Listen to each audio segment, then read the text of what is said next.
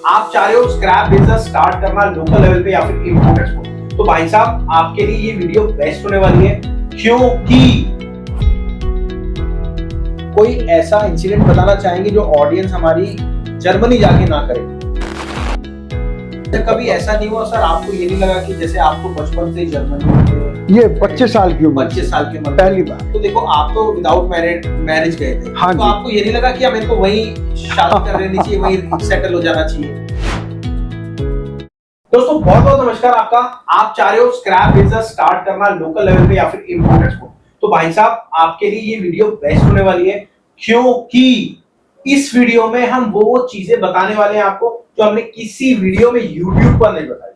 और ऐसा मैं क्यों कह रहा हूं, क्योंकि सर की पूरी जर्नी हम इसमें डिस्क्लोज करने वाले हैं। सर ने कहां से काम सीखा, कैसे काम करा, और इंपोर्ट एक्सपोर्ट या फिर छोड़ो ना इंपोर्ट एक्सपोर्ट, स्क्रैप को पकड़ते हैं, स्क्रैप में कैसे आए, क्या स्क्रैप वाले कमीशन तो नहीं देते कहीं? ऐसा तो नहीं भैया स्क्रैप आप कहते हो बट करते कुछ और हो, तो वो सारा डिस्क्लोज करेंगे इस वीडियो के अंदर। चलिए स्टार्ट करते हैं। आप इस वीडियो से मैं आपको बताता हूं, डॉक्टर अशोक गुप्ता सर है हमारे साथ, जिनके पास 49 साल का एक्सपीरियंस है और 28 कंट्री में ट्रेवल कर चुके हैं। साथ में चेष्टा मैम है जो कि हमारी पूरी YouTube वीडियो संभालती हैं। आज स्पेशली सर से बात करने के लिए स्पेशल सामने आए, और मेरा नाम आप जानते हैं राहुल, और लगभग पिछले 5 साल से मैं डॉक्टर अशोक गुप्ता सर के साथ। चलिए करते हैं स्टार्ट वीडियो की। और सर पहले मेरा ये है कि आपने कब बाहर गए?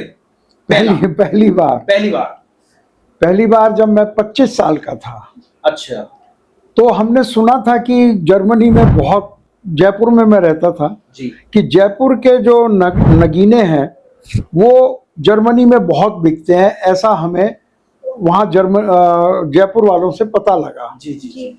तो हमने एक बड़ा अजीब डिसीजन लिया। उस टाइम सोशल मीडिया नहीं था, किसी से पूछ नहीं सकते थे, और जो करते थे वो बताते नहीं थे। तो हमने अंदाजा लगाया, तो हम यहाँ से सैंपल ले जाके सैंपल हमने एक्सपोर्ट कर दिए जर्मनी। और मैं पहली बार जिंदगी में हवाई जहाज में बैठा। अच्छा, तो आपको और मैं जर्मनी पहुंच गया।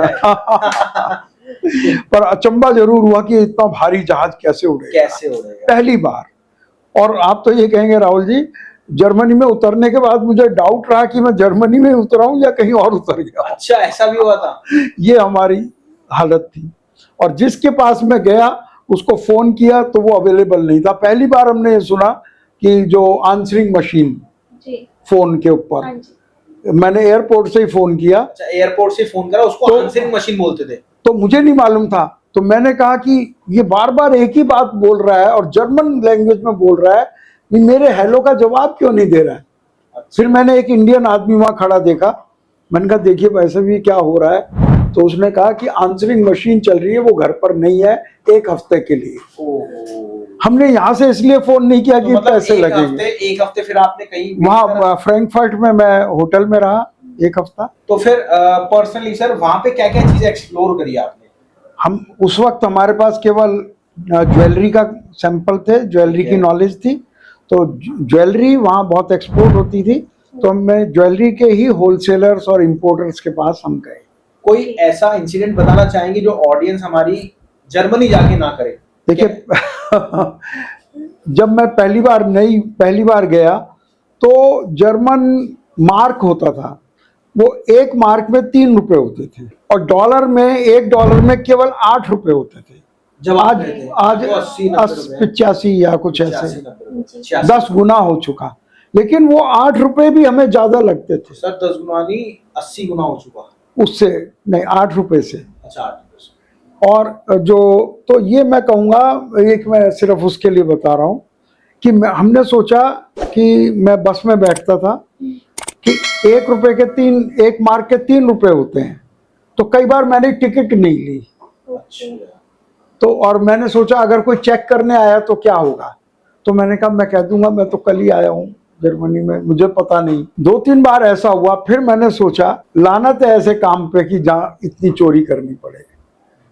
तो फिर मैंने टिकट लेना शुरू किया। मैंने कहा काम बने ना बने। ये पहली बार मैं अपनी जिंदगी में पहली बार किसी के साथ शेयर। अच्छा, कभी ऐसा नहीं हुआ सर, आपको ये नहीं लगा कि जैसे आप तो बचपन से ही जर्मनी में, ये 25 साल की उम्र, 25 साल की उम्र पहली बार। तो देखो आप तो विदाउट मैरिज गए थे। हाँ तो आपको ये नहीं लगा कि मेरे को वहीं शादी कर लेनी चाहिए, वहीं सेटल हो जाना चाहिए? क्या ऐसा नहीं लगा?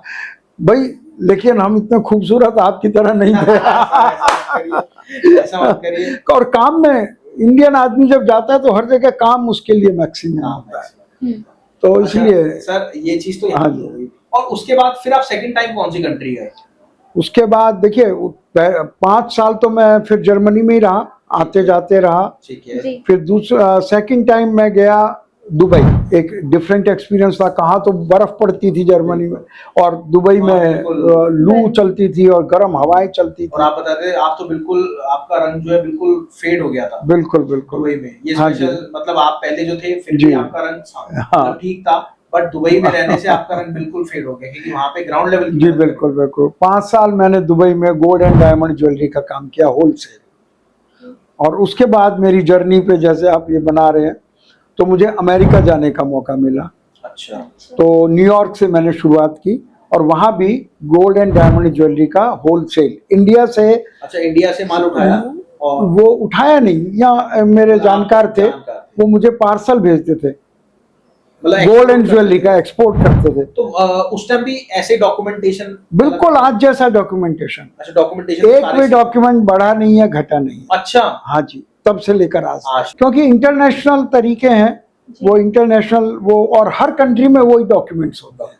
तो अगर आप वो डॉक्यूमेंट्स सीख लेते हैं एक बार, तो आप हर कंट्री में इंपोर्ट एक्सपोर्ट कर सकते हैं, और सर, आपका स्टार्टअप इंडिया सिखाता ही है। करता है। अच्छा, ये चीज तो यहाँ तक की हो गई। अब आप ये बताइए, जैसे अपन आगे बढ़ते हैं किसी में, तो आप जिस तरह से आगे बढ़े, आप दुबई गए, उसके बाद क्या प्रोसीजर रहा? दुबई के बाद दुबई बड़ा अच्छा लगा। कहाँ तो मैं 5 या 10 हजार डॉलर की सेल होती थी हाँ। उन नगीनों में या हैंडीक्राफ्ट्स में। हाँ जी। और गोल्ड एंड डायमंड ज्वेलरी में आने के बाद 1-1 मिलियन डॉलर की रोज की सेल होने लगी। जी। 8 करोड़ रुपए, 5 करोड़ रुपए। तो मुझे लगा कि पहले हम क्या घास खोद रहे थे। तो मेरे को बहुत ही अच्छा लगा दुबई के अंदर। और फिर वही चीज़ें हमने जब अमेरिका में की, तो और बड़े लेवल पर पूरा अमेरिका मैंने कम से कम 500 बार घूमा 25 साल के अंदर। 500 चक्कर लगाए अमेरिका के। तो अब आपके साथ, आपके ये जो बहुत ही पॉपुलर सोशल मीडिया है, मैं ये बातें आपके साथ शेयर कर रहा हूँ जो कभी मैंने किसी के साथ नहीं की, ना किसी ने पूछे। चलो सर, ये चीज तो यहाँ हो गई। और एक आपकी फोटो है मेरे पास, कॉपर आपने पकड़ रखा है, वो लंदन की वहाँ है। कैसे जाना हुआ सर? तो वो पूरा आपने यार्ड दिखाया अपना पूरा बिल्कुल, लंदन बिल्कुल। में, और जो कि बिल्कुल देखिए, कॉपर ही कॉपर है वहाँ पे। अगर जैसे अभी आपके उसमें आते हैं स्टार्टअप इंडिया में, और सेशन में लोग आते हैं, तो तब सोशल मीडिया तो था नहीं। हाँ। तो मेरे एक जानकार थे, ठीक है। तो कहने लगे गुप्ता जी मैं लंदन से काम करना चाहता हूँ, अच्छा।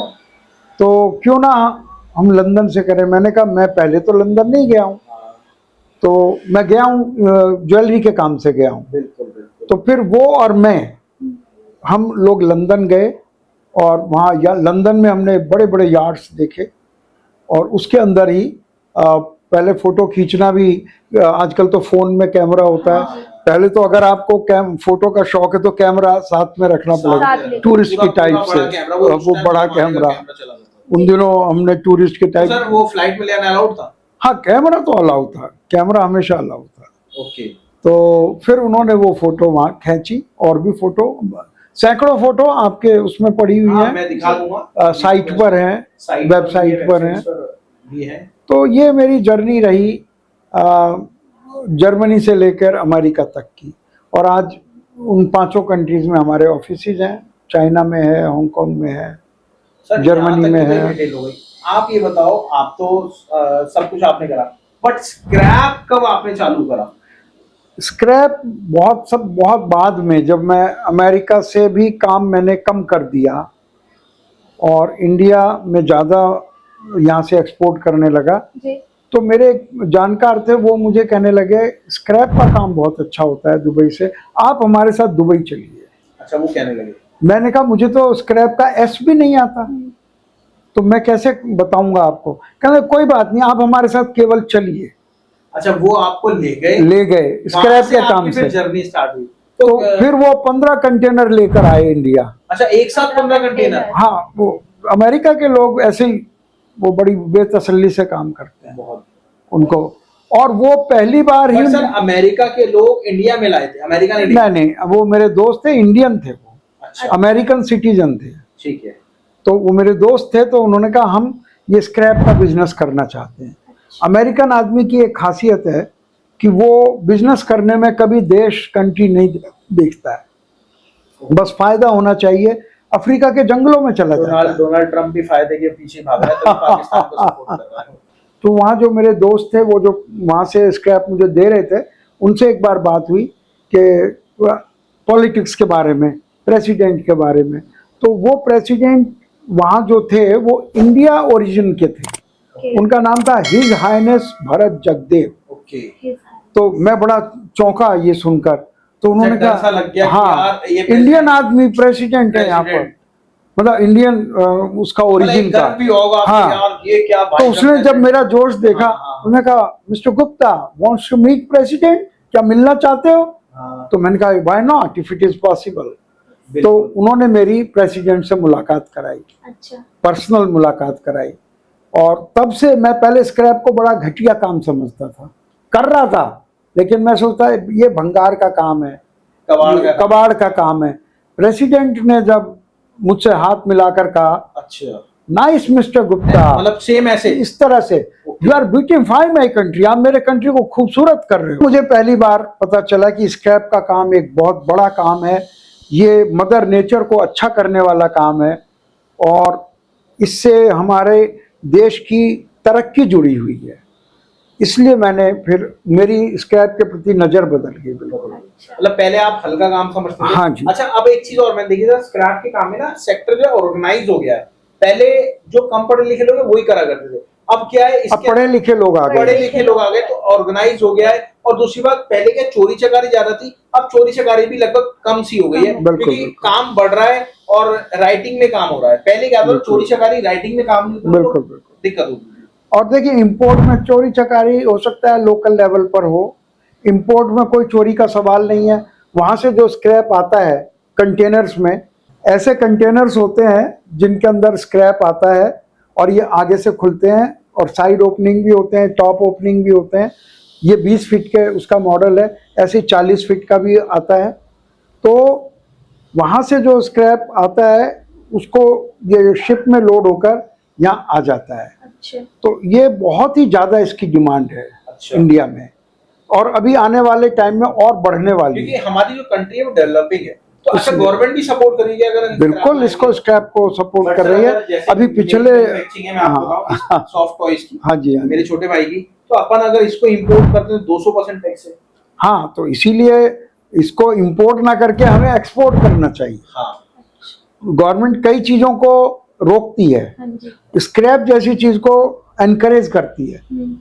अभी तक ये मुझे मालूम है कि इसमें स्क्रैप में ड्यूटी गवर्नमेंट ने 0 की। अच्छा, एक आखिरी सवाल सर इस वीडियो का, सर आखिरी सवाल है, क्या लेडीज भी स्क्रैप इंपोर्ट कर सकती है? मैं आपको क्या बताऊं, विदेशों में तो स्क्रैप का मैक्सिमम काम लेडीज ही कर रही है। ऐसा क्यों? क्योंकि इसमें ज्यादा मेहनत नहीं है, ज्यादा हाथ पैर मारने वाली चीज नहीं है, आराम से लिमिटेड जगह से सामान आता है, लिमिटेड जगह को जाता है, कोई सेलिंग नहीं है, कोई सेलिंग टेक्निक नहीं लगानी है। थैंक यू सर, आपने इतनी लंबी वीडियो बनाई और काफी टाइम के बाद आप आए। Thank you sir, thank you very much. Thank you everyone. मिलते हैं अगली वीडियो में। नमस्कार, धन्यवाद, जय।